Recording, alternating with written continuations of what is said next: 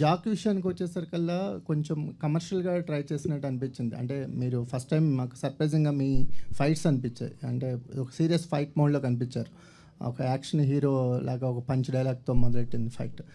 ఈ చేంజ్ ఓవర్కి కారణం ఏంటి? ఏమైనా ఎక్స్పెక్ట్ చేస్తున్నారు? అంటే యాక్షన్ హీరో ఇమేజ్ కోసం ఏమైనా ట్రై చేస్తున్నారా?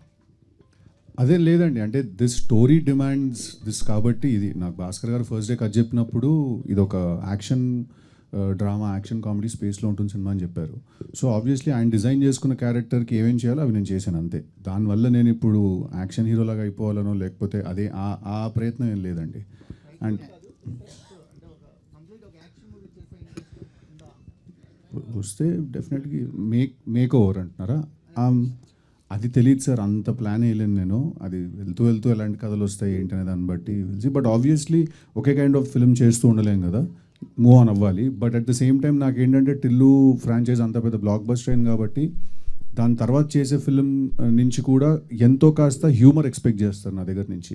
సో ఆ హ్యూమర్ ఉంచుతూనే నేను వేరే వేరే డైమెన్షన్స్ కూడా యాడ్ చేసుకోవాలి. అంటే టిల్లు నుంచి చెప్పక్క నీ గోల్ ఏంటి అనేది ఒక్కటి క్యారీ ఫార్వర్డ్ అయినట్టు అనిపించింది. అది ఊరికే డబ్బింగ్లో అనిపిస్తే చేశాను. అది అంటే ఫైట్ చేస్తూ మధ్యలో అంటే ఫన్ ఉంటుందేమో అనిపించి చేశాను డబ్బింగ్లో. థ్యాంక్ యూ సో మచ్ అండి.